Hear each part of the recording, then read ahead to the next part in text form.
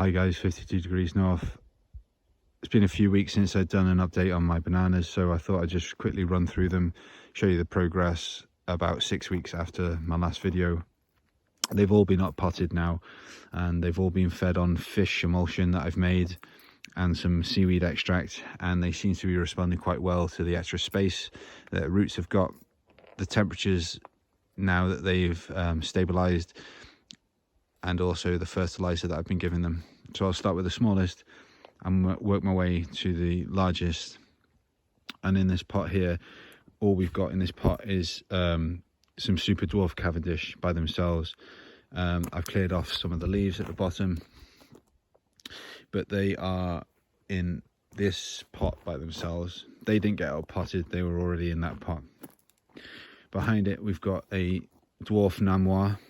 The underside of the leaves have got a beautiful colour to them, and they've got a lot of this waxy powdery stuff on the leaves as well that give it a bluish sort of hue.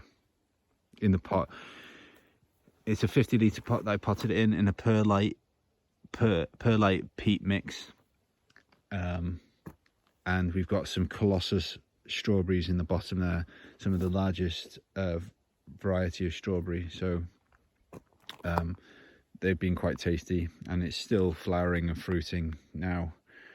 In the pot next to it we've got the Mysore banana, and the underside, not necessarily that leaf, but the underside of the leaves are quite beautiful, you know.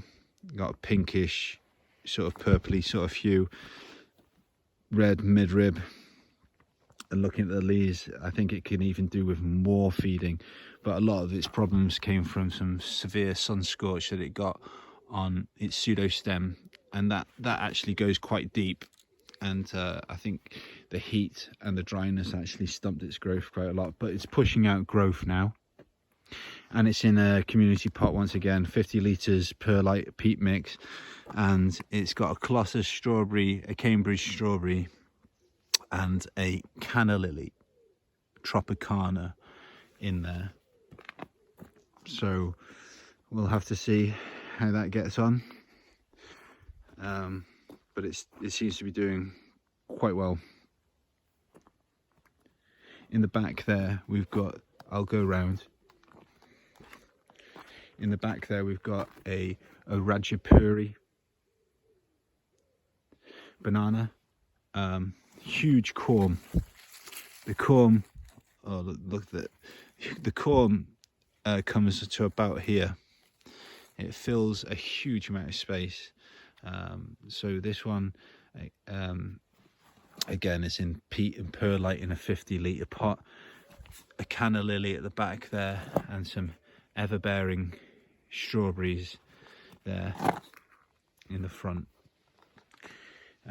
And I find it beneficial to put strawberries in the banana pots because it actually helps like a living mulch over the surface of the soil. In this pot here, this is the Helen's hybrid banana. This is the only banana other than the super dwarf Cavendish that's got a pup. It had more pups, but I've been thinning them out. I'll allow one more pup to come up from this year. That was a pup from last year. This is 2 years old. I'll allow one more pup to come up. I mean, hopefully we can get this to flower, but the main thing is to actually get it through the winter, next winter. This one is in a 100-litre pot. This was not up potted, this was already in this pot from last year. This is in a 100-litre pot with some ever-bearing strawberries at the front there, and some elephant ear or taro in the back. That taro has been overwintered in the same pot as well, so pretty confident I can do the same thing next year. And I'll keep you updated of how I'm going to protect these plants over the winter and what I plan to do. I'm fairly confident that I can get them to overwinter, but we'll have to cross that bridge when we come to it. But that's just a quick update on my bananas, And this Helen's hybrid has quite a cool underside of the leaf as well. And I think they get that from the parent plant, one of the parent plants, which gives it its hardiness as well. Some beautiful colours, but again, pushing growth. But what's weird is actually the pop seems to be growing quicker than the main pseudo stem.